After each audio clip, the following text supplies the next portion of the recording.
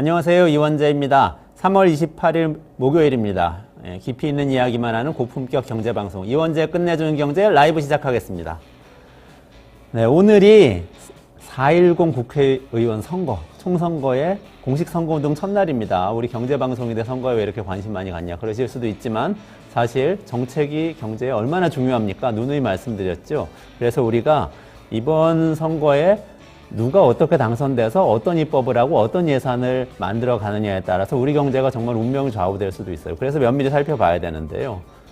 아쉽게도 그동안 정당들이 분당한다, 합당한다, 공천한다, 어쩌다 하면서 정책 대신 정쟁에만 신경 써온 게 사실이에요. 그래서 무슨 정책을 펼까 하고 오리무중이었는데 반갑게도 어제 세계 주요 정당 대표들이 주요 정책을 발표했습니다. 그래서 그거 한번 제가 브리핑해드리고 비교 분석하고 짧게 평가해 드릴 테니까 여러분들도 한번 평가해 보세요. 그리고 제 평가 마음에 안 드실 수도 있는데 그럼 댓글로 남겨주세요. 이재명 더불어민주당 대표, 한동훈 국민의힘 대표, 조국 혁신당 대표 세 대표의 발표, 어제 발표를 제가 말씀드리겠습니다. 한동훈 대표부터 말씀드릴게요.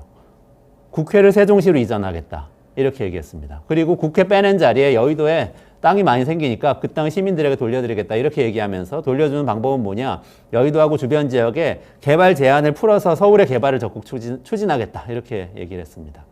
한동훈 대표였고요. 조국 혁신당 대표 이렇게 발표했습니다. 검찰을 기소청으로 전환하겠다. 다시 말해서 수사권 완전히 없고 수사는 안 하고 기소만 하는 기관으로 바꾸고, 그리고 검찰뿐만 아니라 경제부총리제를 폐지하고 기재부도 쪼개겠다. 감사원하고 국정원도 힘을 빼는 방향으로 개혁하겠다. 국회하고 대법원은 지방으로 이전하겠다. 이렇게 발표했어요. 전체적으로 권력기관의 힘을 좀 빼는 방향으로 개혁을 하겠다. 이 얘기입니다. 조국 대표 얘기였고요. 이재명 더불어민주당 대표 이렇게 얘기했습니다. 자녀 1인당 17세까지 월 20만 원의 기본소득을 지급하겠다. 18세가 되면 1억 원의 기본자산을 받아갈 수 있도록 해주겠다. 그리고 결혼하면 1억 원의 기본대출 받을 수 있게 해주겠다. 월세 10,000원짜리 임대주택 확대하겠다. 기본주택 도입하겠다. 이렇게 기본사회 만들겠다. 이렇게 비전을 발표했습니다. 이재명 대표 이야기였습니다. 여러분들 어떠셨어요? 어떤 게 맞는 얘기 같으세요? 맞고 틀리고 토론할 수는 있어요. 자, 한동훈 대표가 국회를 옮기겠다고 했는데 사실 이게 한 20여 년 전에 이미 헌법재판소에서 관습헌법에 의해서 대한민국의 수도는 서울이다 이렇게 판결하면서 그때 노무현 정부 때 청와대도 옮기고 대법원도 옮기고 국회도 옮기고 다 옮기려고 했는데 못 옮긴 거잖아요. 근데 지금 다시 헌법재판소 판결을 넘어서 국회가 스스로 옮길 수 있는 거냐? 이런 반대도 할 수 있고, 또 저도 서울 사람인데요. 서울을 이렇게 개발 제한을 풀고 한다고 해서 개발이 잘 될 거냐?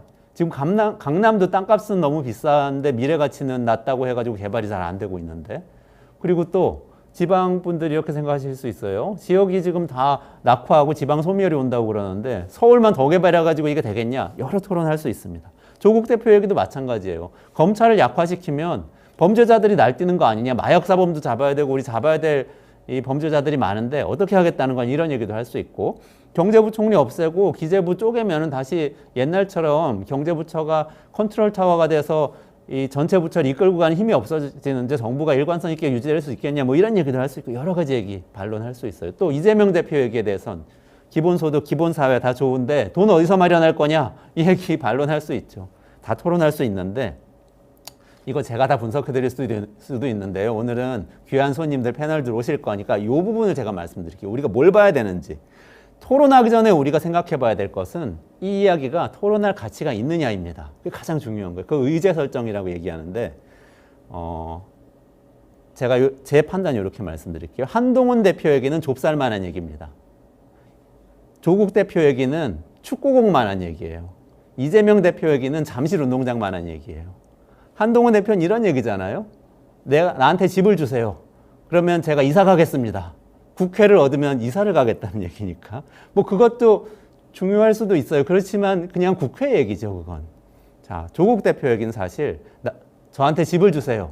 그럼 제가 동네를 바꿔드리겠습니다. 이런 얘기예요. 뭐냐면 국회를 얻으면 권력기관을 개혁하겠다고 그랬잖아요. 권력기관 개혁은 정치권의 이야기입니다. 사실 정치권은 많이 바뀔 수 있어요.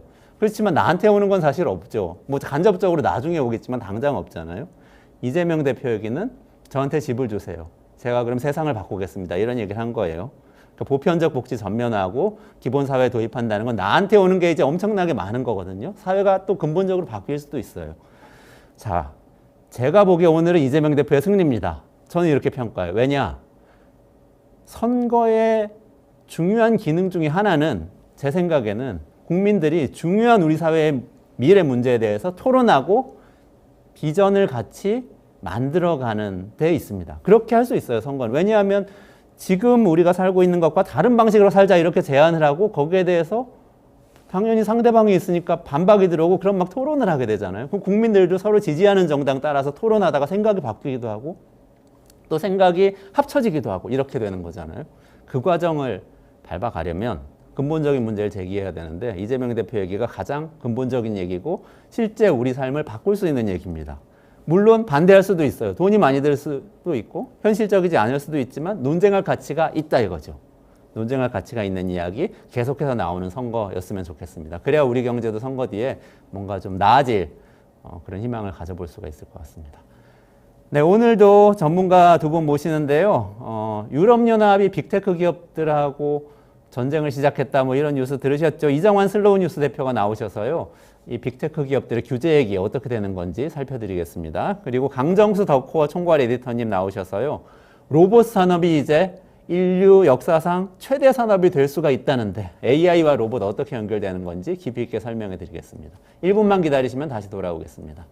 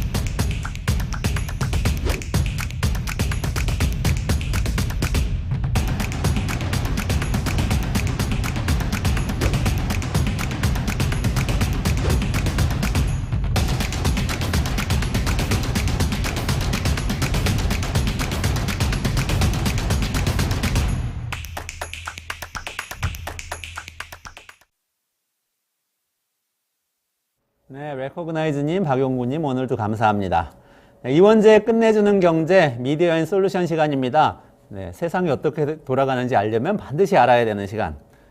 또 슬로우 뉴스 이정환 대표님 나오셔서 오늘이 어떻게 돌아가고 있는지 이야기해 주시겠습니다. 안녕하세요. 네, 안녕하십니까? 네, 어서 오세요. 네, 오늘 테크놀로지와 규제에 대한 이야기 해주신다고 했는데 저는 테클래시라는 단어를 이번에 이 주제 준비하면서 발견했어요. 테크놀로지와 백래시를 합친 말이죠. 네, 그게 지금 어떤 얘기죠? 그러니까 규제와 기술의 충돌을 어떻게 해결할 것인가에 대한 문제일 텐데요. 이 인공지능 시대에 또 가뜩이나 났던 윤리 안전 문제까지도 확산이 되고 있는 것 같습니다. 이 여러 가지 논의가 많지만 핵심은 우리가 무엇을 보고 듣고 읽을 것인가를 대형 기술 기업들이 결정할 시대가 됐다. 그러니까 뭐 선택의 외주화란 말도 나오는데요. 우리가 뭐 적극적으로 선택하는 것 같지만 우리 디바이스들, 우리가 보는 플랫폼들, 우리의 습관을 만드는 여러 가지 알고리즘들이 우리 사고를 제한하는 게 될 수도 있다라는 생각도 들고요. 아이폰 이용자와 안드로이드 이용자가 보는 세상을 보는 방식이 다르고 네이버 이용자와 다음 이용자가 받아들이는 정보가 다른 세상인 거죠. 문제는 이 기업들이 철저하게 영리적 목적에서 영향력을 강화하면서 다양성을 위축시키고 있는 게 아닌가라는 우려도 들고요. 핵심 키워드는 그래서 결국 개방과 경쟁이라고 생각합니다. 자본주의 작동 방식이면서 거의 신성 불가침 원칙처럼 지켜져 왔던 그런 원칙들이죠. 그래서 이 어떤 기업이 마음에 안 든다, 또 아니면 우리나라 기업들을 위축시키고 있다. 그러면 독점 딱지를 붙이는 그런 측면도 없지 않았지만 이제 본격적으로 그 플랫폼 기업들의 어떤 이제 독점이 강화되면서 이걸 어떻게 우리가 접근해야 되는가라는 그런 논의들이 시작되고 있는 것 같습니다. 그러니까 AI가 엄청난 속도로 발전하고 우린 따라가기 급급한데 네네. 이러다가 AI한테 잡아먹히는 거 아닌가 이런 생각도 들고 또 네. 뭐 지금 우리도 유튜브로 지금 이 방송을 보고 계시지만 유튜브 알고리즘이 추천해주는 영상 중에서 내가 그냥 선택하는 거잖아요. 옛날에는 가판대 가가지고 신문 내가 골라가지고 조선일보든 저 뉴스토마토든 한겨레든 내가 골라서 샀는데 지금 추천해주는 거 그냥 보니까 그냥 기술에 잡아먹히는 거 아닌가? 내 두뇌도 그렇습니다. 거기 따라가는 거 아닌가? 이런 생각이 들어요. 유튜브가 사실. 어떤 주제를 더 많이 띄우느냐에 따라서 사회 여론이 뒤바뀌게 되는 거죠. 사실 그게 뭐 유튜브가 지금 화두가 되고 있지만 지난 10년, 20년 동안 네이버와 다음 그리고 수많은 한국의 포털들의 그 뉴스 영향력, 그다음에 뉴스 알고리즘, 뉴스 편집을 두고 벌어진 논란들, 그리고 예를 들면 박근혜 탄핵 때 우리가 어떤 뉴스를 보고 세상을 판단했는가. 사실 그때 제가 자꾸 말씀드리지만 박근혜 탄핵 때만 해도 사실 상당수 포털들이 그 주요 이슈들을 뭉개는 그런 전략을 썼던 그런 경험도 있습니다. 그렇군요. 조금 핫한 이슈부터 제가 하나 여쭤볼게요. 네. 어쨌든 독점을 깨자는 얘기인데 네네. 규제를 통해서 기술 기업들의 독점 깨자는 건데 최근에 애플이 그 대상이 됐잖아요. 네. 그 유럽연합에서 애플 조사 시작했다는 뉴스가 나왔는데 네. 그거 먼저 좀 설명해 주세요. 유럽 먼저 볼까요? 네네. 네. 유럽에서 사실 이제 그 애플이 지금 패소를 했습니다. 충격적인 사건인데 스티브 잡스가 살아있었다면 거의 기절할 뻔한 그런 충격적인 사건이라고 할 수 있습니다. 사실 애플은 그동안 독점의 종합판이라고 할 수 있습니다. 이 앱스토어를 독점하고 있어가지고 우리 아이폰에 뭔가를 설치하려면 우리 앱스토어를 통해야 된다. 여기서 뭔가를 팔리면 무조건 30% 우리한테 매출을 갖다 바쳐야 돼라는 걸 만들었죠. 그래서 이 하드웨어를 장악하면서 또 경쟁사 하드웨어를 제약하고 있었던 거죠. 또 이용자들을 락인해가지고 옮겨가기 어렵게 만들고 심지어 애플페이만 가능하게 만들고 문자 전송도 차별한다라는 얘기가 나왔죠. 그래서 이 팀 쿡이 뭐라고 하니까 자녀에게도 아이폰을 쓰게 하세요라고 했던 게 뭐냐면 전에 한번 우리가 이야기했지만 아이폰끼리 메시지는 통화료가 무료인데 이 파란색으로 심지어 차별화가 되죠. 맞아요. 그리고 아이폰에서 다른 폰으로 보내려면 녹색으로 뜨는데 거기는 과금이 되는 방식들. 그래서 사실 메신저를 아이폰 안에 가져와서 아이폰끼리만 무료 문자 대화 가능한 그런 시스템을 만들었죠.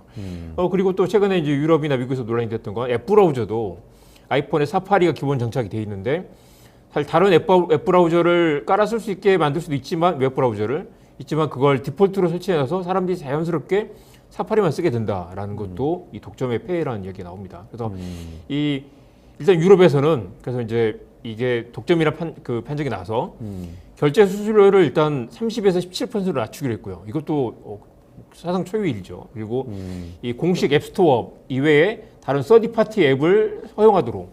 그래서 이제 지금 이제 애플 앱스토어만 쓸 수 있지만 이제는 누가 앱스토어를 만들어서 여기서 뭔가를 팔면은 그걸 갖다가 아이폰에 깔 수 있도록 또 바뀌었습니다. 그런데 어제 오늘 또 이야기는 뭐냐면 이제 3월부터 도입이 돼가지고 앱스토어가 몇 개 이제 뭐 테스트를 하고 있죠. 그런데 유럽 집행위원회가 이걸로는 안 된다. 우리가 이런 거 하라고 있냐. 그래서 이제 지금 유럽이 이걸로는 회의적이라는 스캡틱이라는 표현을 썼더라고요. 그래서 이제 이런 식으로 하면 너네 결국 벌금을 매길 거다. 근데 벌금이 글로벌 매출의 10%까지 벌금을 매길 수 있다고 하니까 어마어마한 금액이 되는 거죠. 이게 지금 애플은 아이폰이 있고 아이폰의 운영체제도 자기들이 운영을 하고 있잖아요. 운영체제에 앱스토어가 또 같이 장착돼 있는 거죠. 같이 결합돼 있는데 이걸 이제 지금 안드로이드처럼 만약에 이원재가 무슨 앱스토어를 만들었다. 거기서 물건을 여기다 올리면 여기서 설치할 수 있도록 해드리겠다라는 건데 지금 애플이 이제 대책이라고 내놓은 거는 다른 제3 앱스토어가 만들 수 있지만 결국 그 앱스토어에서 뭘 팔려고 해도 우리 허락을 받아야 된다라고 하고 있는 거죠. 지금 구글의 플레이스토어는 허락 안 받아도 그냥 올려놓으면 그렇죠. 그리고 승인 절차가 없어요. 그리고 웹에서 다른 거 클릭해가지고 바로 설치하는 것도 가능한데 가능하고 애플은 아예 그런 게 설치가 안 되도록 돼 있죠. 그래서 사실 보안에 뛰어나고 그리고 어떤 피싱 사기에 강력하다라는 보안이 강력하다는 이야기도 있었는데 사실 그걸 무너뜨리는 걸 지금 유럽이 압박을 하고 있는 거죠. 하고 있고 지금 이제는 3월부터는 앱스토어를 자연스럽게 허용할 수 있게 하겠다고 했는데 사실은 구글처럼 완벽하게 개방되어 있는 상태는 아닌 것입니다. 아니기 때문에 유럽연합에서는 또 그것도 안 된다 그러면서 또 옥신각신 시작하고 어제 있는 거죠. 그 BBC에서 애플이 이 마피아의 대구처럼 행동하고 있다라는 가파더처럼 행동한다는 영국 표현을 BBC에서. 네네. 네. 지금 앱스토어를 만들 수 있는데 거기서 다운받을 때마다 또 0.5유로를 받는다는 거예요. 100만 다운로드 넘어가면 그때부터 이제 좀 사이즈가 커지면 애플 앱스토어도 아닌데 다른 앱스토어에서 장사를 하려고 하면 거기서 돈을 받겠다라는 건데 이게 우리 흔히 조폭들이 하는 자리세 받는 것처럼 물건을 팔 수 있지만 너네 거기서 팔더라도 우리한테 돈을 내야 돼. 뭐 보호세를 내야 돼. 보비라는 표현을 썼더라고요. 그런 것처럼 이 유럽에서는 이런 애플에 대한 반발도 심한 것 같고 그동안 애플의 장점이었다고 생각했던 것들이 지금 다 무너질 그런 상황입니다. 그 딱 맞네요, 비유가. 네. 그러니까 우리 그 조폭이 자리세 받는 게 가서 저희가 보호해 드릴 테니까 다른 그렇죠. 깡패들이 와서 여기 설치지 못하게 드릴 테니까 자리세 그렇죠. 내세요. 아이폰에서 뭔가를 설치하려면 우리가 정한 가이드라인을 따라야 된다. 그리고 여기서 너네가 어느 정도 이상 물건을 팔면은 그 다음부터 우리가 이 0.5유로씩 보비는 아니고 뭐라고 해야 되나? 그 아무튼 세금을 걷겠다라는 느낌인 거죠. 그런 셈이네요. 근데 그게 지금 유럽연합에서 새로 만든 법 체계 때문에 이게 그렇습니다. 네. 규제가 가능하게 네. 된 거죠. 몇 년 전부터 계속해서 이제 유럽은 사실 그래서 유럽이 그동안 이 빅테크 기업들이 다 미국 기업들이었잖아요, 대부분. 가파라고 하는. 그렇죠. 애플도 미국 기업이고 구글도 미국 기업. 아마존까지. 그래서 이제 이 실리콘밸리의 기술 지상주의가 이 온실에서 자라온 미국 빅테크 기업들을 규율의 영역으로 전환시켰다라고 그런 평가가 나옵니다. 근데 이제 미국 유럽의 DMA, DSA라고 하는데요. 그러니까 DMA는 마켓 액트고, 그러니까 DSA는 서비스 액트인 거죠. 서비스 규제법이고 시장 규제법인데, 일단은 사실 이게 유럽이 이 법을 시작한 게 유럽 기업들이 아닌 기업들이 이제 유럽에 침투했기 때문에 거기에 대한 반발도 있었던 것 같고요. 한국도 마찬가지죠. 크게 네 가지로 볼 수 있습니다. 첫째는 자사 서비스 우대하면 안 된다. 예를 들면 검색 결과에서 자기네 쇼핑 링크를 우선적으로 노출한다거나 구글은 실제로 이제 구글 쇼핑을 우선 노출하는 게 있어 논란이 됐습니다. 또 끼워 팔기. 예를 들면 유튜브 프리미엄을 하면 유튜브 뮤직을 끼워준다거나 하는 것들도 이제 불공정이란 거죠. 과거에 기억하시겠지만 마이크로소프트가 MS 메신저를 끼워 팔기 위해서 그렇죠. 그건 과징금을 받았는데 지금 그것과는 좀 상황이 다르다는 얘기 나옵니다. 왜냐하면 MS는 엄청난 이 영향력이 있었잖아요. 점유율이 있었잖아요. 그렇죠. 그걸로 우리 거 안 쓰면 안 되는 식으로 압박을 했었는데 전 세계 PC에 다 윈도우가 깔려 있으니까. 예, 그랬던 때인데 지금의 이 독점은 또 이용자들이 선택한 거라서 좀 다르다라는 반론도 있습니다. 그리고 예를 들면 또 최애 대우 요구라는 게 있는데 우리 쇼핑몰에 입점하려면 가격을 낮춰야 된다. 아니면 우리만 가장 최저 가격으로 하겠다. 이건 한국도 비슷한 뭐 논란들이 있습니다. 네이버 쇼핑 뒤에 이야기하겠습니다. 다른 서비스 이용을 제한하는 것들. 이게 사실 이제 구글과 애플 등등이 다 걸려 있는 그런 문제이기도 합니다. 그래서 이게 매출액의 최대 10% 그리고 반복되면 20%까지 과징금을 매기고 최악의 경우는 사업부를 일부 매각하도록 하겠다. 그러니까 유럽에서 돈 벌려면 니네 유럽 기업이 돼야 된다라는 식으로까지 요구를 하고 있습니다. 그러니까 빅테크 기업들 중에서 네. 어떤 이렇게 플랫폼을 운영할 수 있는 파워를 가진 기업들에 대한 네. 그런 규제라고 볼 수 있는 그렇죠. 거죠. 앞서 말씀드렸지 이게 개방과 경쟁을 보호하지 않으면 자본주의가 무너진다라는 그 오래된 그 신조 같은 것들이기 때문에 이걸 내세우는 순간 사실 버틸 명분이 없게 된 거죠. 근데 다만 이 빅테크 기업들은 자기들이 자연 독점이다. 이용자들이 원해서 이렇게 이 점유율이 높아진 건데 이걸 강제로 어떻게 무너뜨릴 수 있냐라는 논리를 또 펴기도 하죠. 또 우리 경제학에선 자연 독점이라고 하면 네. 국유화해야 되는데 왜냐하면 그렇죠. 이게 전기나 가스, 뭐 네. 발전 이런 것처럼 뭔가 처음에 투자는 엄청 많이 해야 되는데 네. 근데 나중에 팔 때는 비용이 조금씩밖에 안 드는 그런 이 제품을 자연 맞습니다. 독점화 된다고 하거든요. 그래서 보통 그거는 전기도 국유화하고 수돗물도 국유화하고 그렇죠. 이런 식으로 하는데 좀 깊게 들어가면 아마 비슷한 맥락일 텐데 인터넷은 공공재인데 네. 인터넷에 기반한 이런 이제 그 여러 서비스들이나 제품들이 독점을 구축하고 웹을 전유하는 그런 양상으로 가는 것들은 문제가 있다. 그리고 이게 이제 AI와 알고리즘을 결합하고 막대한 점유율을 유지하는 그런 기업들이 자사 이익을 위해서 어떤 이제 그런 것들을 조정할 때 알고리즘 조정할 때 우리가 보고 듣고 우리가 이해하는 세상의 어떤 이 새로운 편향을 만들 수 있다는 우려가 나오는 거죠.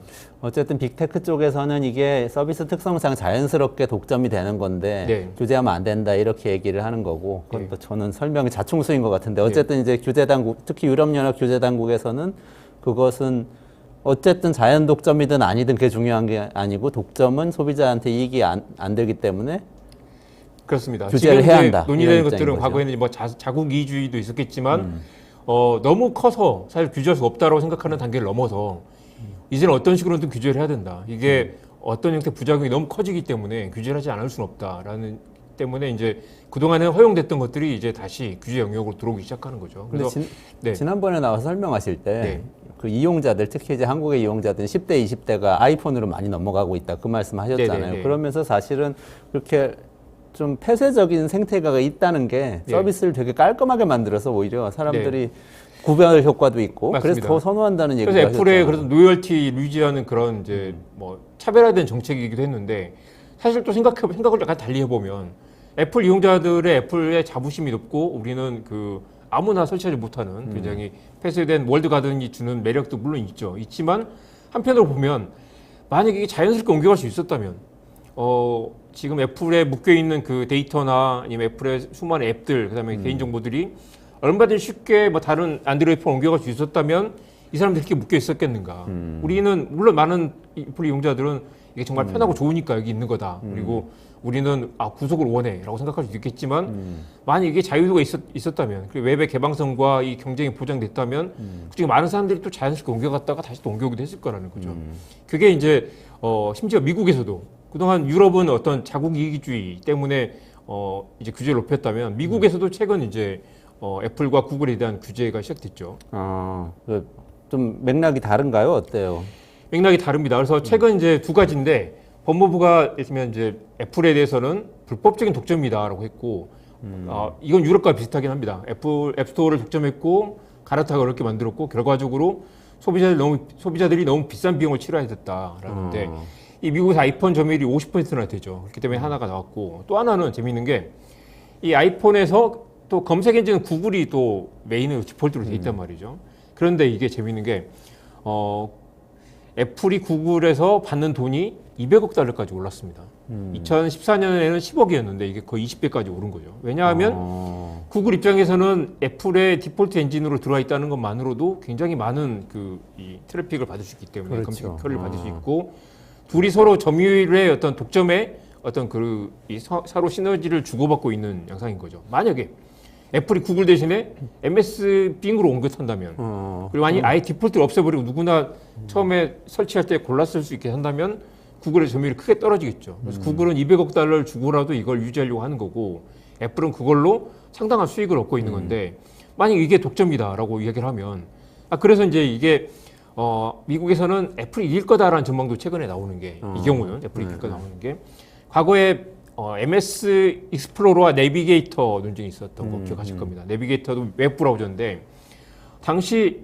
또 이게 그때는 플랫폼의 부당한 압력이었다는 게 있었죠. MS가 디폴트로 익스플로러를 깔아놨기 때문에 사람들이 자연스럽게 익스플로러를 쓰게 됐던 거죠. 그리고 내비게이터는 따로 설치를 해야 됐기 때문에 습관이 달라졌다. 근데 이번에 아이폰에서 구글 검색 엔진을 쓰는 건 그냥 사용자들이 자연스럽게 받아들이는 것, 그다음에 크게 불편하지 않는 것. 인데 물론 역시 이제 이게 자유도가 허용됐다면 훨씬 더 선택의 여지가 있지 않았겠느냐라는 얘기가 나오는 거죠. 그런데 이게 MS 시절하고는 약간 또 다른 양상이다라는 주장도 나오고 있습니다. 어쨌거나 안드로이드에서도 구글이 디폴트 아니에요? 그렇죠. 안드로이드는 당연히 그 구글에서 만든 저기 어플리케이션이니까 그렇겠죠. 근데 아마 안드로이드는 이제 지금 삼성에서 만약에 그 안드로이드 체제를 쓴다라고 하면 이건 개방된 시스템이기 때문에 안드로이드를 좀 고쳐서 다시 자사 플랫폼에 맞게 만들잖아요. 그래서 만약 삼성이 자체적으로 만든 웹브라우저를 디폴트로 설정할 수도 있는 것이죠. 그 힘이 크긴 큰 것 같아요. 우리 그 검색 시장에서 사실 네이버가 독점이다시피 하다가 구글이 많이 치고 올라온 게 한국에서 안드로이드 폰을 사람들이 많이 쓰면서 그렇습니다. 디폴트로 구글 검색을 하게 되면서 그렇게 된 측면이 많잖아요. 그 5년 전까지만 해도 애플 점유율이 구글 점유율이 10%가 채 되지 않았는데 5% 남짓이었는데 최근에는 거의 40% 육박하는 정도로까지 올랐는데 상당 부분 이 스마트폰에서의 디폴트 설정된 검색 엔진의 효과가 굉장히 크다고 할 수 있습니다.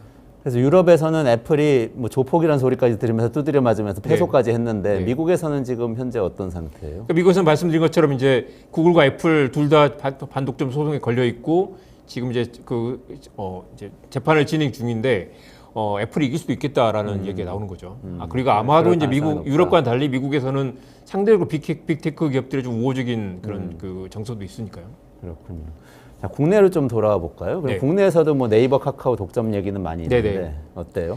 그 공정거래위원회에서 플랫폼 공정경쟁 촉진법이라는 걸 만들겠다고 했는데 이게 말만 나오고 실체는 드러나지 않은 상태에서 지금 국회가 다 끝났죠. 그래서 정부 발의로 이제 법을 만들기로 해서 우리도 플랫폼 규제를 해보자라는 뭐 얘기가 나오다가 원래 이제 공정거래법이 있지만 이걸로는 이제 이 테크 기업들의 규제가 안 된다는 거죠. 문제성이 있었는데 사실 보시면 유럽과 미국에서 그 자유주의 미국에서도 이런 빅테크에 대한 규제를 하는데 한국은 제대로 된 규제가 없었다라는 거죠. 대표적인 거 보면 카카오 택시, 카카오티라고 하죠. 이미 택시 업계를 평정했습니다. 그래서 이게 아까 유럽에서 말하는 DMA에서 제한하는 요건들을 거의 다 갖췄죠. 그래서 카카오 블루 가맹 택시를 우대하기도 하고 카카오 아이디로 로그인하게 하면서 사실 다른 콜택시 서비스를 다 무너뜨려 버렸죠. 그리고 적자를 보면서도 서비스 요금을 안 받고 시장을 평정한 그런 상태. 그래서 지금 이제는 다시 돈을 받기로 한다든가 아니면 돈을 내면 좀 더 코를 빨리 잡아준다거나 하면서 이미 평정한 이후에는 자사들의 자사 이익을 극대화하는 방향으로 플랫폼을 남용하고 있는 거죠. 또 네이버 쇼핑도 마찬가지인데 네이버는 검색 점유율이 검색 매출이 37%로 크지만 최근에 이제 커머스 이제 쇼핑 매출이 굉장히 늘어나고 있습니다. 그래서 쇼핑의 양대축이 한국에서는 사실 쿠팡과 또 네이버 쇼핑인데 쿠팡은 다들 알지만 네이버 쇼핑이 또 그렇게 크다는 걸 모르시는 분들 많습니다. 근데 이른바 가격 비교 시장에서는 네이버가 그 최고로 갈 수 있습니다. 그래서 만약에 이제 쿠팡에 익숙한 사람은 쿠팡에서 늘 뭔가를 사겠지만 뭐 그 스마트폰 들고 있다 서칭하다가 검색을 하면 네이버가 검색 결과를 쭉 보여주는 거죠. 가격이 제일 낮은 걸 고르겠죠. 그 중에 하나로 쿠팡도 들어가 있는 것이죠. 그런데 이 네이버가 자사 또 몰이 있잖아요. 네이버가 자사 쇼핑몰을 만든다는 것도 이상하죠. 가격 비교를 하면서 자사 쇼핑몰을 만들어 놓고 그 자사 쇼핑몰을 또 우대해서 위에 보여준다거나 더 비중을 높여준다고 하면 그것도 플랫폼에 사실 변칙행위로 할 수 있을 텐데 이 네이버 쇼핑 수수료가 무려 10에서 15% 정도 됩니다. 그래서 이제 이 네이버가 또 검색 알고리즘을 조작했다. 이건 사실 실제로 드러난 경우도 있어요. 녹취록이 통째로 돌아다니면서 이거 그래서 플랫폼 규제법 만들어야 된다라고 했는데 아직도 법을 만들고 있지 않은 거죠. 그러면 판매자 입장에서는 네이버 쇼핑에 입점을 해야 검색에서 높게 나올 거라고 기대하기 때문에 또 10% 15% 그렇죠. 수수료를 내고도 네이버 쇼핑에 입점해야 한다. 이런 왜 상황이 네이버가 되는 그 잘 나가는 네이버가 이 국내 최대 기술기업인 네이버가 이 쇼핑까지 손을 대느냐라는 얘기도 나오지만 사실 네이버 입장에서는 절대 포기할 수 없는 유일하게 성장하는 이 섹션이 쇼핑이고 쇼핑인데 사실 또 자신들의 그 영향력을 아주 공정하게 뒤로 물러나 있지는 않는 거죠. 쇼핑도 만들고 이 검색 알고리즘도 만들고 하는 그래서 이제 자신들을 유리하게 해서 쇼핑 매출을 높이려는 쪽으로 계속 가고 있고요. 지금 우리나라에서 네이버가 점유율이 얼마나 되나요? 네이버 점유율이 뭐가 쇼핑 점유율도 있을 거고, 저 광고 점유율도 있을 거고. 네네네. 그래서 네이버가 아무튼 압도적인 1위인 건 사실이고요. 쿠팡이 1위는 아닌가요? 쿠팡하고 1위하고 쿠팡하고 네이버하고 쿠팡은 이렇게 그러니까 쿠팡은 그러니까 이제 쇼핑몰에서 1위고 가격 검색 그 서비스에서는 네이버가 1위가 맞습니다. 그러니까 가격 검색은 네이버에서 1위니까 그 가격 검색에서 다른 자사 서비스를 끼워 넣는 방식으로 독점 이익을 취할 네이버 수도 검색 있다. 점유율이 한 60% 정도 되고요. 그리고 제가 자료를 준비했네요. 검색 광고가 한 2조 5천억 정도 네이버가 되는데 온라인 광고 전체 온라인 광고 9조 원 그리고 네이버가 그중에 3분의 1 정도를 검색 광고를 차지하고 있고요. 그래서 이제 네이버는 검색 광고 시장이 잘 크지 않기 때문에 계속 쇼핑으로 좀 옮겨가는 추세인데다가 사실 검색 광고도 또 이제 굉장히 또 네이버에 독점 논란이 있었던 게 압도적인 검색 점유율을 자랑하고 있으면서 내가 운동화를 파는 사람이면 네이버 운동화 파는 광고를 내야 될 거 아니에요? 근데 이제 실제로 저는 이제 취재하면서 그런 얘기를 들은 적이 있습니다. 네이버 광고를 내지 않으면 매출이 다음 달 제로가 되는데 네이버 광고를 내서 이제 건당 뭐 많게는 3,000원까지 올라가기도 하죠. 네이버 광고를 와락 붙이면 매출이 늘어났는데 지나서 보면 네이버에 다 갖다 주고 남는 게 없더라. 사실 그게 네이버의 압도적인 점유율을 만든 이 딜레마인 거죠. 그래서 모두가 다 네이버에 광고를 내려고 하고 광고 단가가 올라가고 그만큼 마진의 상당 부분이 네이버에 빨리 들어갈 수밖에 없는 구조. 근데 사실 여기 또 플랫폼 독점 이야기를 하게 되면 네이버의 그 압도적인 점유율을 만든 것 중에 하나가 또 공짜 뉴스라는 거죠. 뉴스를 사들여 가지고 공짜로 뿌리면서 사람들을 계속 묶어두고 여기 사람들이 검색하고 검색 또 광고를 받고 여기서 또 심지어 쇼핑을 하면 가격 검색 비교 서비스를 하면서 거기서 또 수수료를 받는 그런 먹고 안 먹고 미디어하고 연결이 돼 있네요. 지금 플랫폼 규제법을 깊이 들어가면 좀 이야기가 너무 많을 것 같으니까 오늘 한 가지만 더 말씀 나누면 좋을 것 같아요. 시간 관계상 지금 하고 있는 이야기를 근데 자국 우선주의 관점에서 보는 사람들도 있어요. 네네. 미국이나 유럽이나 다 네네. 미국은 자기들이 빅테크 기업 많으니까 경쟁력 높이려고 규제를 네. 덜 가동하는 거고, 유럽은 자기들이 없으니까 더 가동해가지고 미국 네. 기업들을 길들이는 건데, 우리 플랫폼을 규제를 하면 어떡하냐. 오히려 우리 플랫폼이 역차별 받는 것도 많고, 그런데 우리 플랫폼 키워야 되지 않냐. 이런 얘기 어떻게 봐야 돼요? 그렇습니다. 한국은 당장 뭐 알리와 테무 공습이 시작되면서 네이버 주가가 크게 흔들리고 있는데 네이버 점유율도 사실 이제 구글이 아까 40%가 육박하면서 네이버가 50% 수준으로 떨어진 상태입니다. 그리고 아무튼 뭐 한국의 포털이라는 것도 다음이 거의 찌그러지면서 네이버의 이제 1강, 1중이나 1약으로 가고 있는 상태잖아요. 그래서 이제 이 플랫폼 규제를 한다고 하지만 예를 들면 당장 카카오를 이렇게 우리가 규제를 하기 시작하면 카카오까지 무너지는 거 아니냐. 두 회사 주가도 크게 떨어졌죠. 최근에 보면 그 미국에서 틱톡 규제를 하는 것도 외국 기업들을 외국 외산 플랫폼들을 규제하면서 자국 플랫폼들을 좀 보호하는 그런 조치도 하는데 한국에서는 지금 이제 그런 자국 플랫폼들을 오히려 더 압박하는 그런 규제가 시작되고 있다라는 우려도 있고요. 그러니까 사실 대부분 이제 경제신문들에서 놀리기도 합니다. 어떻게 봐야 돼요? 근데 그게 맞아요? 핵심은 그래서 결국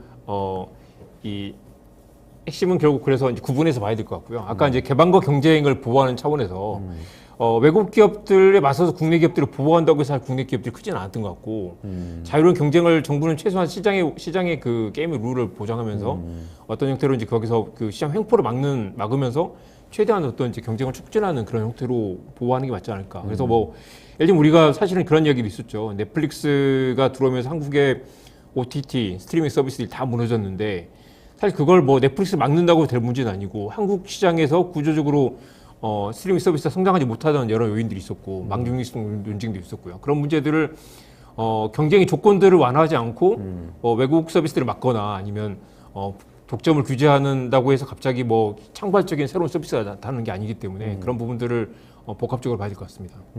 그렇군요.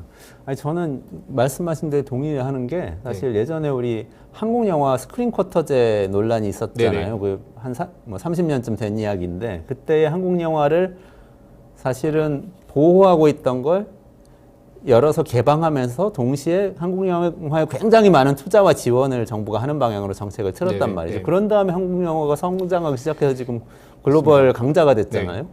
이런 방식으로 생각할 수는 없나. 너무 그렇죠. 우리가 이런 얘기할 때 늘 생각해 보는 건 한국이 뭐 인터넷 강국이라고 이야기했을 때 있었지만 지금도 인터넷 속도가 이미 20위까지 떨어져 있는 상태고요. 속도 문제도 아니고 인터넷 강국으로서의 장점을 왜 살리지 못했는가? 왜 한국에서는 글로벌한 경쟁력을 갖고 있는 그런 인터넷 기업이 나오지 못했는가를 반성해 봐야 될 거고 거기서 뭔가 경쟁의 원리들이 제대로 작동하지 않았던 게 아닐까. 뭐 무조건 뭐 자국 산업을 보호하는 것이라든가 뭐 규제 일본대로 가자는 얘기도 아니지만 이처럼 이제 글로벌 독점의 시대에 자국 산업의 경쟁력을 어떻게 키울 것인가, 인터넷 산업의 새로운 경쟁력을 키우기 위해서 어떤 그 지원이 필요한가라는 것도 논의해 볼 수 있겠죠. 그리고 또 아까 그 지금 새로운 빅테크 기업, 특히 뭐 AI나 플랫폼에 대한 규제가 국제적으로 논의가 흘러가는 거 보면 결국은 저는 유럽 방식이 될 것 같거든요. 네네. 지금까지 모든 이슈에서 처음에는 뭐 기업을 규제를 해야 된다, 말아야 된다, 뭐 막 하다가 나중에는 유럽이 다 모든 표준을 만들어요. 그렇죠. 거기에 굉장히 능하더라고요, 유럽 결국 국가들이. 제가 처음에 말씀드렸던 것처럼 개방과 경쟁이라는 그 자본주의의 신조를 이길 수 있는 다른 논리는 없는 것 같습니다.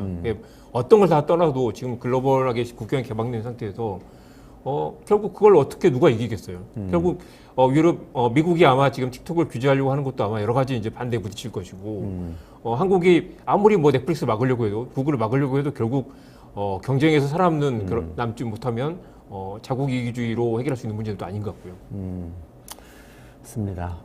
오늘 여기까지 듣고 나머지 얘기 그렇죠. 다음 시간에 해야 될 것 같은데요. 오늘은 어쨌든 우리는 우리에게 맞는 규제를 잘 만들어서 그것을 우리 플랫폼 기업에도 잘 적용해서 그 규제를 이겨내고 나가서 성공할 수 있도록 도와줘야 된다. 이런 정도로 결론을 내면 괜찮을까요? 네, 좋습니다. 네, 오늘 슬로우 뉴스 이정환 대표님하고 우리 플랫폼 시대에 우리 그 전 세계 규제 동향이 어떻게 흘러가고 있는지 살펴봤습니다. 네, 수고하셨습니다. 고맙습니다. 네, 고맙습니다. 네, 잠시만 기다리시면 저는 강정수 박사님하고요 AI 로봇 이야기로 다시 돌아오겠습니다.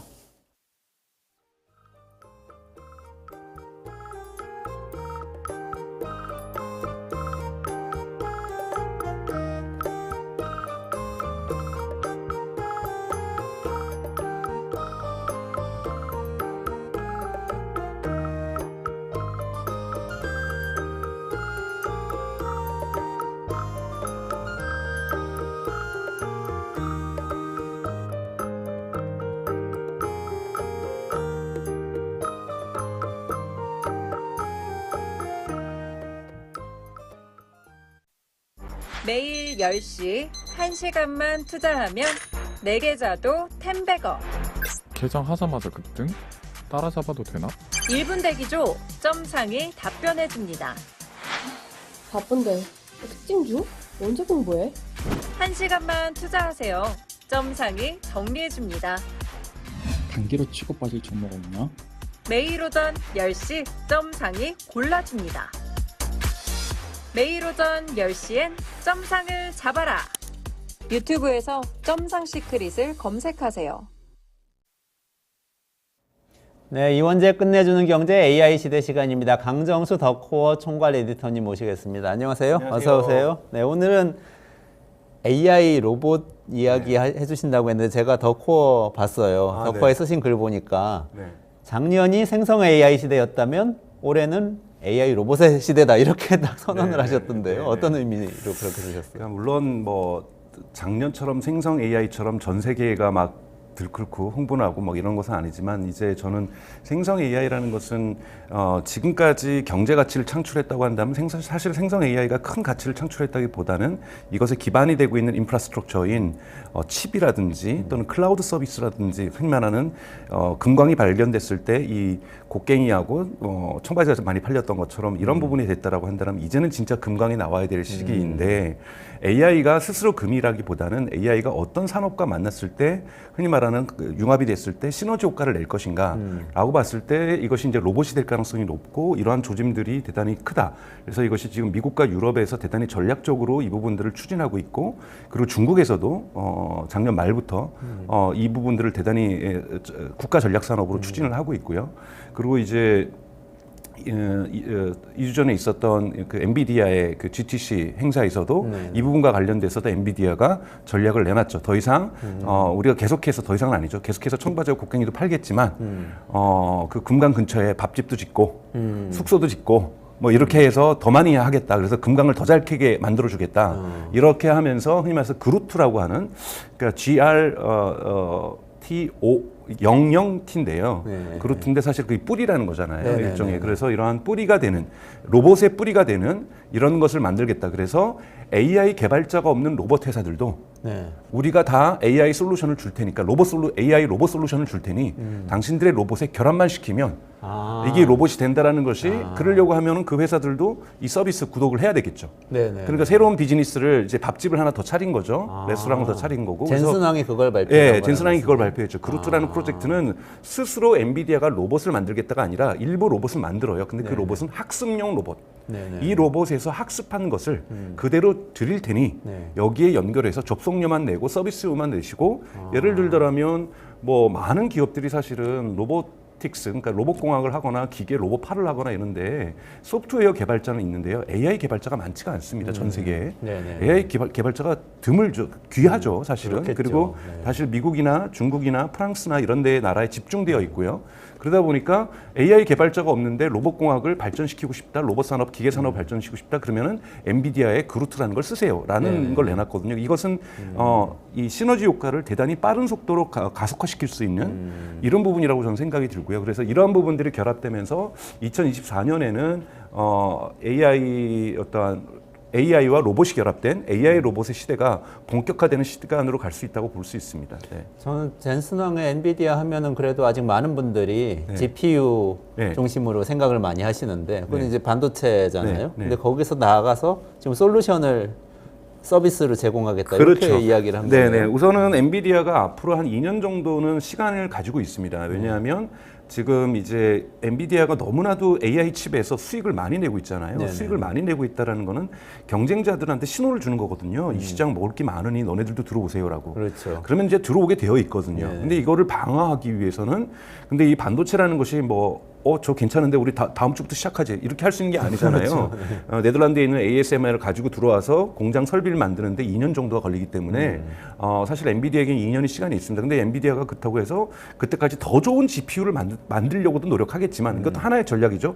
저기서 곡괭이 만들고 들고 오는데 우리도 곡괭이 버전업 했어요라고도 하겠지만 그래도 곡괭이끼리 싸우게 되잖아요. 그렇죠. 그럼 여기에서 네. 마진율이 줄어들 수 있으니 네. 우리는 너네가 생각했던 못했던 밥집이라든지 레지던스 사람들이 숙소를 짓겠어요라는 차원에서 이 두 가지 부분에서 전략 산업을 내걸고 있는데 하나가 이제 그루트라고 하는 프로젝트고 하나는 이제 바이오 테크놀로지 쪽, 바이오 쪽에서 예를 들자면 우리나라로 치면 한미약품에 AI 개발자가 있겠습니까? 종군당에 AI 개발자가 있을까요? 없겠죠. 없겠죠. 네. 근데 종군당하고 한미약품도 AI 시대에 뭔가 예를 들자라면 바이오 테크놀로지를 발전시키고 싶을 거 아니에요. 그렇죠. 그 그러면 화학식 만들고 이러는데도 굉장히 AI가 유용하다고 그렇죠. 지난번에 설명해 네네. 주셨잖아요. 그렇게 되면 엔비디아가 우리가 바이오와 관련된 AI를 학습을 시켜놓고 그 대신 조건이에요. 종군당과 한미약품에게 우리의 클라우드 서비스를 쓰세요.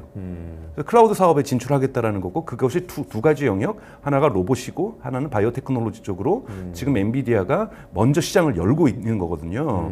그러니까 이런 부분에서는 AI 기술자가 없는 개발자가 없는 엔지니어가 없는 곳에서도 AI를 활용할 수 있다.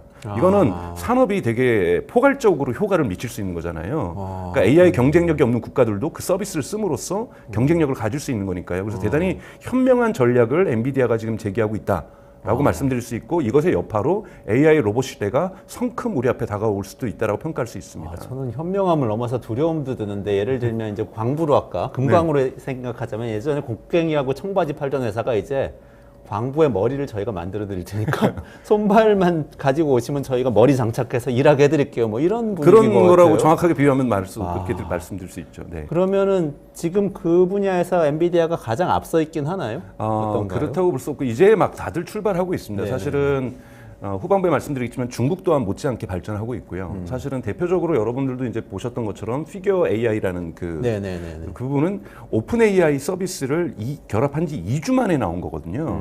그러니까 로봇이 말을 하잖아요. 사과를 주어주고 왜 이 사과를 주어줬는가? 즉 이것이 음식이라고 그 스스로가 인식을 한 거고 그 눈을 가지고서 그리고 이것을 설명을 하는 거죠. 자기가 근거를 대는 거죠. 내가 사과를 집어준 이유는 먹을 것은 여기에 사과밖에 없었기 때문에 사과를 달라고 하는 게 아니라 음식을 달라고 그랬거든요.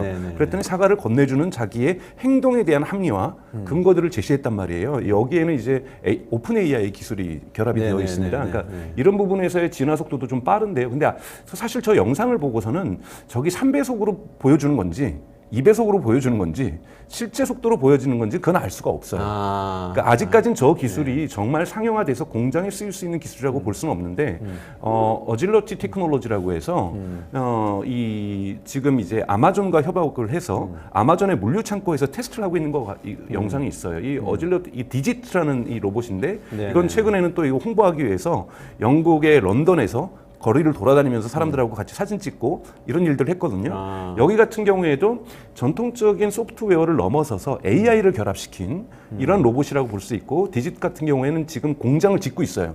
올해 10,000대를 생산한다는 목표입니다.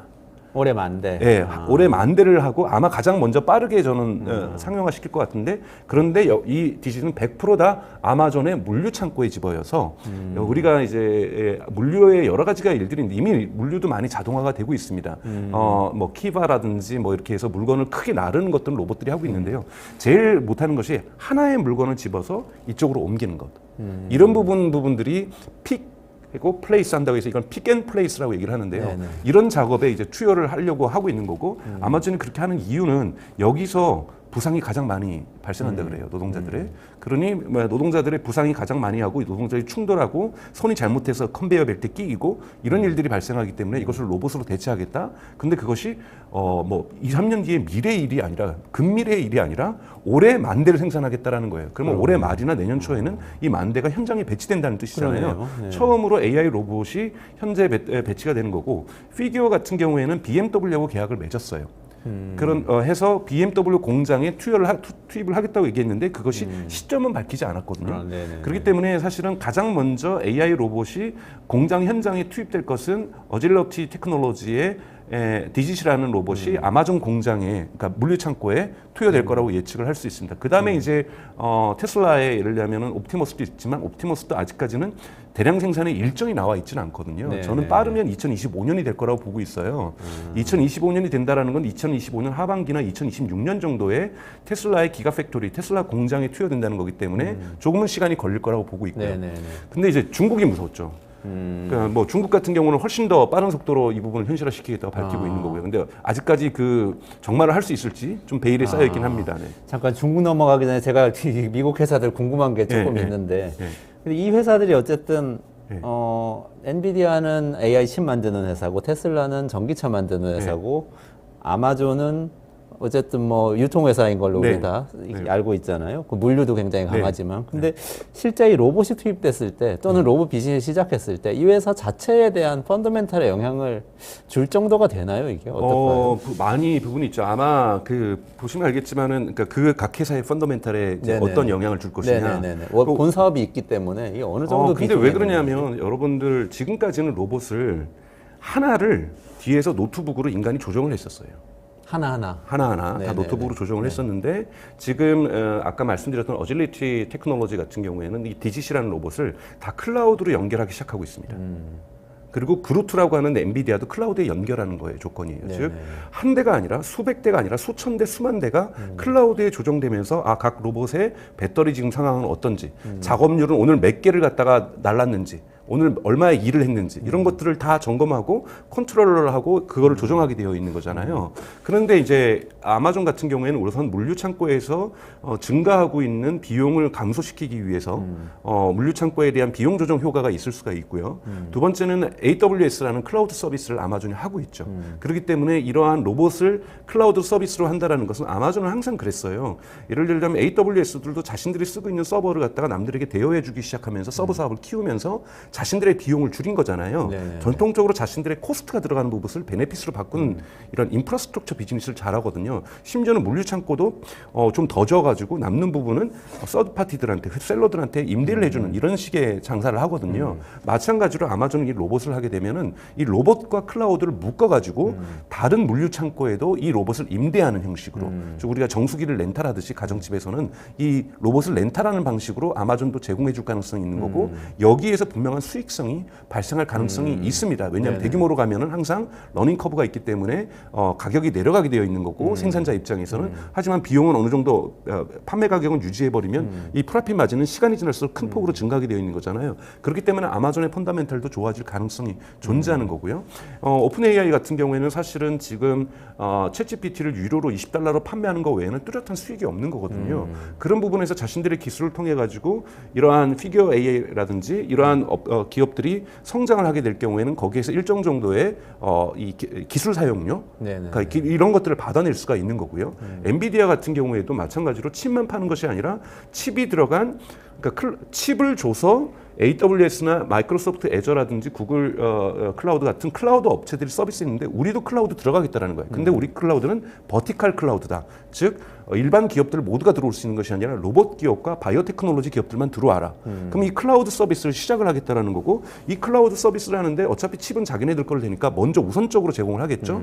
가장 고성능의 칩을 제공하다 보니까 시장 경쟁력을 가질 것이고 여기 서비스 요금이 발생한다라면 수익을 가져올 수 있을 거고요. 원래 클라우드 사업이 수익률이 되게 높습니다. 네네. 아마존 같은 아마존 마켓플레이스 즉 물건을 팔아서 버는 돈보다 버는 수익률보다 그러니까 아마존 전체 수익에서 AWS 수익이 차지하는 것이 30에서 40%거든요. 그러니까 대단히 큰 수익률을 가지고 있어요. 그렇기 때문에 엔비디아도 고수익성이 있는 클라우드 사업에 진출하는 거다. 이렇게 보신다라면 펀더멘탈은 명확하게 영향을 주죠. 아, 그러네요. 기존의 사업하고도 시너지가 있고, 있고, 이것 자체로도 서비스로 다른 기업들에 또 판매도 하고 네. 이런. 그러니까 로봇이 애저 서비스로 가는 거죠. 아, 그렇군요.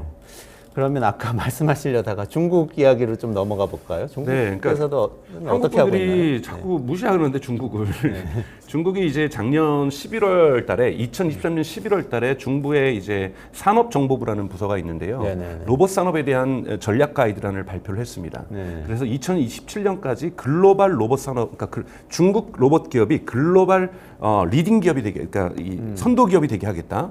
이런 전략하에서 2025년 내년입니다. 바로 내년부터 로봇이 공장 현장에 투입되게 하겠다는 목표를 가지고 있어요. 그래서 내년에 공장에 투입. 예, 이것이 인간 1만 명당 500대의 로봇을 투여해서 중국의 제조 비용을 저렴하게 계속해서 유지하겠다. 이 1만 명당 500대라는 거는 정말 어마어마한 규모입니다. 그러면 앞으로 어떻게 되냐면 한 3,500만 대의 로봇을 현장에 공급하겠다는 거예요. 왜냐하면 중국에서 계산하면 그렇게 되나요? 그렇죠. 왜냐하면 노동자. 중국이 1만 명인데 중국에서 노동 인구가 7억 명 가까이 돼요. 네. 그런데 이 7억 명 가까이 되는 노동 인구를 갖다가 이렇게 단순산소하면은 3,500만 되는데 저는 3,500만까지는 좀 과장돼 있지만 중국 특유의 허풍이 아닐까. 네, 좀 그렇지만 중국의 여러분 근데 이걸 어떻게 키우겠다고 하냐면 로봇 기업을 수백 개를 키우겠다는 거예요. 그리고 그 밑에 산업 클러스터를 만들어내고 그리고 네네. 중국 내에서 경쟁해서 실력 없는 애들은 다 부도가 나고 그래서 5개 내지 7개를 키우겠다는 거예요. 그거 전기차 접근했던 방식하고 똑같습니다. 전기차 여러분들 대단히 요즘 비아디가 세계적으로 지금 수출도 많이 하고 이런 걸 아실 텐데요. 중국에 전기차 기업이 500개가 넘었어요. 500개가 넘었는데 그냥 완전히 그러니까 그래서 막 쓰레기 같은 차들도 만들고 진짜 후진차들도 만들고 그랬는데 중국 내 시장 경쟁에서 경쟁력이 없는 차들은 다 도태되게 했거든요. 그리고 그런 차들을 일부 인수하게 해요. 일부 인수하게 하면서 기술력들을 높여갑니다. 저 회사가 망하긴 했는데 예를 들자면 브레이크 시스템은 잘했어요. 그럼 인수하는 겁니다. 그래서 브레이크 시스템은 저 회사 걸 가져오는 거죠. 이러면서 500개 기업이 경쟁하게 하다가 결국은 지금 10여 개 기업으로 정리가 되고 있는 거거든요. 이러면서 글로벌 경쟁력도 갖추게 되는 방식을 로봇 산업에 그대로 적용하겠다는 거예요. 그리고 중국으로는 절박하거든요. 여러분도 아시는 것처럼 이제는 중국이 인구가 감소하기 시작했잖아요.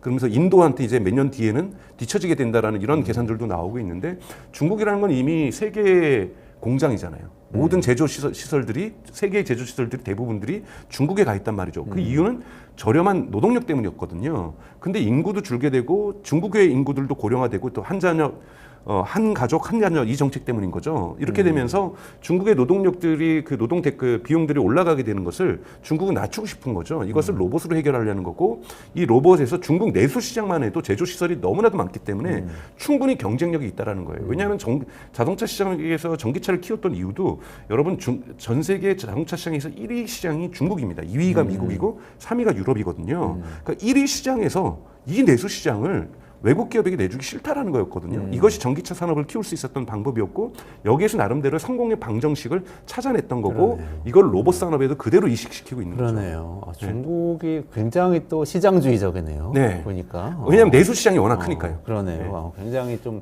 무섭습니다. 근데 중국에서 이 로봇 얘기할 때 왜 우리나라도 산업용 로봇은 세계에서 가장 도입률이 높다고 이야기를 하잖아요. 그 단순한 이렇게 직교 로봇 이런 것들까지 포함시켜서 그런데 중국은 그런 로봇 것까지 도입률 되게 포함시키- 높습니다. 그러니까 현재- 로봇 도입률 높은데 이 로봇을 이제 AI 로봇과 이제 일반 로봇은 저희가 산업용 로봇은 구별하는 것은 사실 산업용 로봇은 유럽도 많이 발전을 했죠. 특히 뭐 자동차 공장에서 네네네. 로봇 팔이 용접을 한다든지 뭐 그 무거운 바디를 갖다가 나른 옮긴다든지 이런 것들에서 이제 전통적으로 이제 자동차 산업에서 로봇 팔이 가장 많이 쓰였고 지금 사실 한국의 두산 로보틱스 같은 경우에도 가장 잘하는 게 이 로봇 팔이잖아요. 네네네. 이 로봇 팔 같은 거 부분은 이제 소프트웨어로 어느 정도 조정이 가능합니다. 왜냐하면 하는 일들이 루틴이 정확하게 1cm, 1mm가 정확하게 정해져 있거든요. 네네네. 그러니까 뭐 하는데 그런데 이거하고 물건을 갖다가 집어가지고 나를 때 이 물건의 무게와 크기가 다 다를 수가 있거든요. 그렇죠. 네. 이런 부분들은 되게 유연하게 대응하지를 못합니다. 로봇 팔 같은 경우에는 이런 소프트웨어 같은 경우는 AI가 결합되지 않아도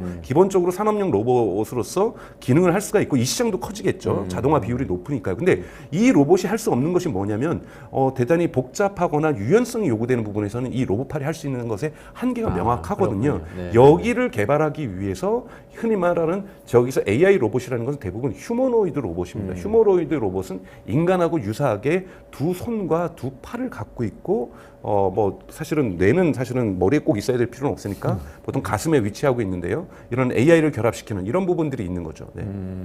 그럼 중국에서 도입하겠다는 거 3,500만 대로 추정되는 그 로봇 휴머노이드 로봇입니다. AI 로봇인 건가요? 네네 AI 로봇인 거죠. 이거 큰일 난 거 아닌가 하는 생각도 드는데 그러니까 사실은 한국도 좀 생산성이 엄청 높아지겠는데. 그러니까 뭐 일자리 문제도 걱정되시는 분들도 많으시겠지만 우선은 이러한 휴머노이드 로봇이 가져올 수 있는 산업성을 고려한다면 근데 한국 같은 경우에는 지금 휴머노이드 로봇 하신 분들이 좀 있으긴 하세요. 우리나라 상황이 어때요? 좀 구체적으로는 제가 뭐 수치로까지는 아니지만 몇 개의 기업이 존재하고 있고 대학 연구소들에서도 꽤나 많이 연구를 네네네. 하고 있습니다. 각종 대학들에서도 연구를 하고 있는데요. 문제는 여기 AI 기술의 결합이 더딘 거예요. 그러니까 지금 여러분들 아시는 이제 현대자동차가 이제 인수한 보스턴 다이나믹스까지 친다면 네네네. 한국도 로봇 산업이 되게 크게 있죠. 근데 이제 네네네. 현대자동차가 이제 보스턴 다이나믹스라고 하는 세계적으로도 경쟁력 있는 로봇 회사를 가지고 있어요. 근데 이제 보스턴 다이나믹스에서 만드는 애틀라스 같은 경우에는 인공지능이 결합된 건 아니거든요. 근데 이번에 엔비디아에서 발표할 때 보스턴 다이나믹스가 엔비디아의 파트너로 들어갔어요. 그렇기 때문에 보스턴 다이나믹스에서도 인공지능이 적용되는 건 시간 문제라고 볼 수가 있죠. 그런 부분에서 현대자동차가 가지고 있는 우위성들은 분명하게 존재할 수가 있습니다. 그러니까 국내 국내에 그 공장이 위치하고 있지는 않지만 그리고 보스턴 다이나믹스는 조금은 R&D 성격이 강하거든요. 여기에서 이 로봇을 지금 휴머노이드 로봇을 아직 만들지는 않고 있고요. 근데 이제 만들 수 있는 능력은 가지고 있으니까 저는 빠른 속도로 보스턴 다이나믹스도 이런 부분으로 진화할 거라고 보고 있습니다. 그래서 한국은 좀 현대자동차가 좀 가장 앞서갈 수 있다고 볼 수 있고 대학교라든지 작은 기업들, 스타트업들 차원에서 휴머노이드 로봇은 하고 있지만 여기에 인공지능을 붙일 수 있기에는 아직 투자금들이 한국은 좀 부족한 부분들이 좀 존재하고 있고요. 산업용 로봇 많이 했던 뭐 두산이나 아까 말씀하셨던 그런 데는 거기에서도 AI 기술을 R&D 안 차원에서 들어갔나요? 하겠지만 AI 개발자를 구하기는 되게 어렵습니다. 그러니까 일반적으로 저희가 소프트웨어 파워가 되게 중요하죠. 소프트웨어 파워가 중요한데요. AI 같은 경우에는 여러분들이 이제 보시면 알겠지만 이 로봇 파일이 자율성을 가지고 휴머노이드가 자율성을 가지고 움직이려면 훨씬 더 소프트웨어가 복잡해져야 됩니다. 그러니까 예를 들면 요번에 이제 테슬라가 이제 자율주행에서 버전 11로 가면서 처음으로 엔드-투-엔드 AI를 한 거예요. 그러면서 한쪽 끝에서는 사실은 인간이 만든 소프트웨어가 있었고 한쪽 끝에 AI가 있었는데 이거를 이제 삭제하고 이걸 인공지능이 학습해서 규칙을 만들려고 했는데 여기에 삭제된 코딩 줄이 30만 줄이었어요. 이 30만 줄이 그렇다고 하나의 파일에 있느냐 그렇지 않아요. 파일이 여러 개가 연결되어 있습니다. 그럼 하나 수정하면 꼭 버그가 나게 되어 있어요. 코딩 복잡하거든요. 엄청 복잡하죠. 즉 기능이 다양해질수록 소프트웨어는 복잡성이 증가합니다. 근데 이거를 한 큐에 해결하는 것이 지금 AI거든요. AI는 복잡해지는 소프트웨어를 되게 단순하게 처리하면서 하드웨어와 소프트웨어 간의 인터페이스를 형성해 시켜주는 거예요. 그렇다면 두산 로보틱스 같은 경우에도 점점 유연하고 복잡한 일을 하면 소프트웨어가 복잡해진다는 건 에러율도 오류율도 증가할 수 있다는 거거든요. 그럼 이것을 해결하기 위해서 지금 AI가 도입되는 건데 두산 같은 경우에도 이 부분을 해결하기 위해서는 엔비디아의 도움을 받아야 되는 이런 상황에 있다고 볼 수 있고 한국의 지금 AI 경쟁력이라는 것은 삼성전자라든지 LG라든지 대기업 몇 군데와 네이버라든지 카카오인데 일부에 지금 분산되어 있거든요. 또는 게임 회사에 좀 존재한다든지 넥슨에 뭐 이런 식의 회사 인력이 제한되어 있기 때문에 풍부하게 산업 전반에서 AI 인력을 가져다 쓸 수 없는 한계가 분명하게 있습니다. 네. 그럼 어떤 방식으로 이 로봇 산업을 발전을 시켜야 될까요? 우선은 절대적으로 좀 부족한 것은 로봇 산업을 발전하기 위해서는 저는 시장에 돈이 부족하다고 생각하지는 않아요. 우선 투자 자금이 뭐 그러니까 이러면서 정부에서 보통 뭐 가장 먼저 하는 일은 기금을 마련한다는데 기금은 많아. 이거 돈 되는 산업이라고 하면은 다 달려들 거거든요. 그래서 지금 문제가 뭐냐면 인력이라고 저는 생각해요. 두 가지 인력이 있는데 한국은 특히 한국은 AI 인력이 우선 절대적으로 부족하고요. 두 번째는 기계공학하는 친구들이 많지가 않아요. 공대생들이. 그래요? 다 의사되고 있으니까요. 그러니까 다 의사되고 있으니까 다 의대 가고 있으니까. 한동안은 기계공학이 엄청 인기였는데. 그러니까요. 다 의대를 가고 있으니 똑똑하신 분들이 다 의대를 가고 있으니 AI를 연구하거나 이 기계공학 쪽으로 오는 사람들이 절대적으로 지금 부족하다라는 부분들 그래서 이 로봇공학을 발전시킬 수 있는 대학교에서부터의 교육과 대학에서의 그 연구진들에 대한 교수진들에 대한 투자 이런 부분들이 되게 필요하고요. 또 하나는 로봇 클러스터라는 것이 한국에는 아직까지 없거든요. 네네. 반도체도 여러분 아시는 것처럼 삼성전자 혼자서 잘한다고 잘하는 것이 아니라 이게 반도체 생태계라는 게 중요한 거잖아요. 네네. 그래서 이런 반도체 생태계가 중요한 것처럼 로봇도 중국 같은 경우도 클러스터를 키웁니다. 왜냐하면 거기다 구동기라고 해서 인간의 근육과 같은 것을 만들기 위해서는 구동기라는 게 필요한데 구동기도 저렴하게 잘 만들고 대량 생산하는 기업이 필요할 거 아니에요. 네네. 자체적으로 구동기를 만들 수도 있지만 테슬라 같은 경우는 자체적으로 구동기도 만들지만 다른 경우에는 구동기를 납품받거든요. 그러니까 이 로봇과 로봇의 예를 들면 이쪽 팔과 이쪽 부분을 연결해서 네네. 이것을 움직이게 해줄 수 있는 거 이런 걸 구동기라고 할 수가 있습니다. 즉 우리의 근육 같은 거죠. 이런 구동기를 저렴하게 대량 생산할 수 있고 그리고 좀 더 작은 구동기를 만들고 좀 더 가벼운 구동기를 만들 수 있는 구동기 부분에서 혁신이 필요한 거죠. 이런 거 보면 우리가 자동차 산업에서 1차 벤더들이라고 얘기할 수 있는데 로봇 산업에도 1차 벤더들이 반드시 필요하고 여기에 또 부품을 내는 2차 벤더들도 필요할 수 있습니다. 이러한 로봇 산업의 클러스터 생태계를 지금 한국 정부가 가지고 있어야 되는데 전혀 이런 기획들을 안 갖고 있다는 거고 물론 늦지는 않았어요. 중국도 2023년 작년 11월에서나 이런 산업에 대한 가이드라인을 발표했으니까요. 그런데 이제 덴마크라든지 유럽 같은 경우에는 일찍부터 시작한 나라들도 존재하고 있거든요. 그래서 지금이라도 지금 한국도 AI 로봇 산업의 시대가 지금 뭐 일종의 이제 슈퍼 사이클이라고 주장하시는 분들도 있는데 오고 있다라는 부분에서 좀 어느 정도 산업 정책으로서 정부 정책도 좀 필요한 상황이라고 보고 있습니다. 덴마크가 앞서 있어요? 네, 덴마크의 오센이라는 지역이 있는데요. 이 코펜하겐에서 한 2시간 가까이 떨어져 있습니다. 그러니까 수도에서도 꽤나 떨어져 있고 인구가 18만밖에 되지 않아요. 근데 여기서 데시네. 2015년부터 이 로봇 클러스터를 만들기 시작해서요. 네네네. 유럽에서 제일 큽니다. 거의 600개 기업들이 거기에 있습니다. 그러니까 거기 클러스터로 접근을 했어요. 네, 클러스터로 접근하는 것이 왜냐하면 아까 말했던 이 로봇 산업은 생태계거든요. 네네네. 그러니까 아까 말했던 구동기를도 만들어야 되고 뭐 여기 들어갈 팔다리도 만들어야 되고 전선줄도 만들어야 되고 이걸 혼자 혼자 기업이 모든 걸 다 하겠다. 이건 쉽지 않은 거기 때문에 이런 협력이 대단히 중요하기 때문에 집단적으로 클러스터를 형성하는 것이 대단히 중요한 산업 진흥 정책이라 보고 있기 때문에 유럽 같은 경우는 일찍 했어요. 근데 이 덴마크 오센에 모여 있는 이 600개 가까운 로봇 기업들 중에 AI 기업이 없어요. 그런데 여기는 예를 들자면 엔비디아가 너무나도 반가운 거죠. 그렇겠네요. 이 문제를 해결해 줄 수가 있다라는 거예요. 600개 기업이 다 그 서비스를 구독해가지고. 그렇죠. 600개 중에서 최종적으로 로봇을 만드는 기업은 저도 정확하게 개수는 알고 있지 네네. 못합니다만 로봇을 최종적으로 만드는 것은 한 20, 30개일 거예요. 네. 그럼 이 20, 30개 기업이 엔비디아랑 결합하면은 자신들이 가지지 못했던 AI를 가지게 되면 날개를 다는 거거든요. 그렇겠네요. 그리고 뭐 중국이나 미국처럼 갈등이 덴마크랑 있는 것도 아니고 네네. 그렇기 때문에 지금 사실은 북유럽에 있는 AI 로봇 기업, 그러니까 로봇 기업들이 많습니다. 그러니까 스웨덴도 많고 그렇기 때문에 이 북유럽에 있는 그러니까 사실은 덴마크도 북유럽이라고 우리가 보통 경계를 하거든요. 그래서 이 북유럽의 로봇 산업이 발전되어 있다라는 것, 제가 보기엔 한국 정부도 이 부분 좀 연구할 필요가 있다고 저는 생각이 들고 항상 로봇 산업도 클러스터로 접근해 줘야 된다라는 것. 이 부분은 저희가 잊지 말아야 된다고 저는 생각하고 있습니다. 덕후에 글 쓰신 거 보니까 네. 로봇 산업이 인류 역사상 최대의 산업이 될 수도 있다. 뭐 그거는 이제 느낌이 조금은, 든다고 생각했는데. 느낌이 드는 건데 이제 좀 이렇게 과장을 하면 그런 일이 일어나서는 안 되겠지만 노동력을 다 대체한다고 우리가 생각을 한다면. 인간의 노동. 네, 근데 우리가 이제 제가 이제 그 가정을 했던 거는 전 세계 GDP에서 50% 이상을 인간의 노동력이 사실은 임금이 차지하고 있거든요. 그렇죠. 네네. 만약 이걸 다 대체하면 이게 1년에 40조 달러가 넘어요. 그러면 이것이 자동차 시장보다 한 15배 큰 거거든요. 네. 그런데 이제 여기에서 20%만 차지해도 로봇이 이것만 해도 제가 보기에는 많은 부분이기 때문에 시장 규모로서는 크다라고 말씀을 드린 거고요. 저는 인간의 노동을 다 차지할 수는 없다라고 생각하고 이런 사회가 오는 것이 또 가장 바람직하냐 또 이건 또 다르게 논의해야 될 부분이라고 저는 생각이 드는데요.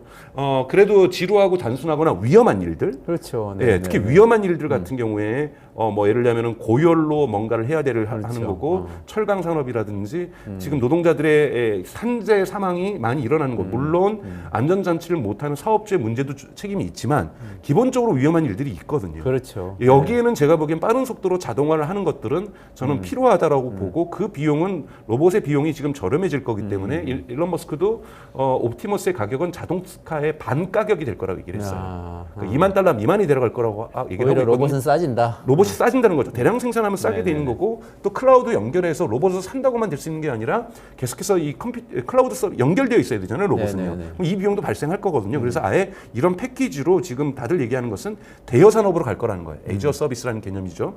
그래서 우리가 100대를 임대해서 쓰고 뭐 그다음에 또 뭐 우리가 필요하면 500대를 임대해서 쓰고 좀 이런 식의 어떠한 시장으로 갈 거기 때문에 충분히 이런 부분에 대한 대체 효과들이 전 세계적으로 저는 동시에 일어날 수 있다라는 거예요. 네네네. 꼭 미국이 이거는 우리의 전략무기니까 다른 데는 주지 않을 거야라기보다는 대단히 전 세계 시장으로 확장될 가능성이 높다.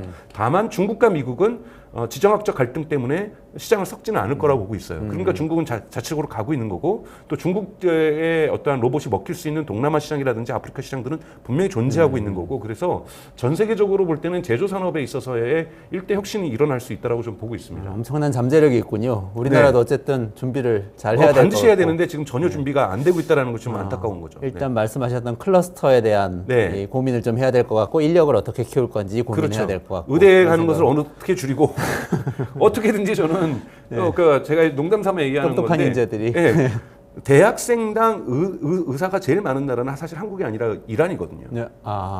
이란이 그래요? 대학생 비율에서 의사 비율이 가장 많습니다. 왜냐하면 거긴 산업이 발전돼 있지 않은데 석유 부호들이 자녀들이 대학을 많이 가요. 네네. 그러다 보니까 의료 여러분 뭐 들어보셨을지 모르지만 이란의 의료 기술이 많이 발전되어 있어요. 그거는 대학생 비율의 의사 비율이 많은 나라예요. 이런 이렇게 왜곡돼서 한 분야로 인재가 집중되면 산업이 골고루 발전하지 못합니다. 그렇죠. 그렇기 때문에 저는 한국에서의 치명적인 것은 의대의 정원도 늘리는 것도 그건 제가 판단할 문제는 아니지만 더 중요한 거는 다른 과로 가게 만들어줘야 된다는 거고 다른 과에서의 미래 전망을 확신을 심어줘야 될 수 있는 거고 그러기 위해서는 클러스터라든지 여기에서 고임금의 어떠한 가능성들을 그러니까 즉 지금 새로운 사이클이 시작되고 있는 건데 이 사이클은 앞으로 3, 40년 갈 거니까 3, 40년 동안 여러분들이 돈을 많이 벌 수 있다. 그러니 이쪽으로 일자리를 택해라라고 하는 메시지를 신호를 저는 강력하게 사회에 대중적으로 줄 수 있어야 된다고 보고 있습니다. 이렇게 우리 로봇 산업 유망하지 않나 이렇게 이야기를 시작했는데 AI 로봇이 결국에는 의대 증원 문제와 걸려 있죠, 사실. 어떻게 보면 또 소득 분배 문제까지 아까 그렇죠. 일자리 대체하면 거기까지 오네요. 네. 그런 이야기 앞으로도 계속 좀 그럼요. 나눠주시면 네, 좋을 네. 것 같습니다. 오늘 여기까지 진행을 해야 될 것 같은데요. 네. 강 박사님 오늘 AI 로봇 이야기 정말 감사합니다. 지금까지 더 코어의 강정수 총괄 에디터하고 말씀 나눴습니다. 고맙습니다. 고맙습니다. 네, 이원재 끝내주는 경제 매일 점심시간 12시 30분에 진행됩니다. 내일도 12시 30분에 라이브 시작하겠습니다. 내일 뵙겠습니다. 고맙습니다.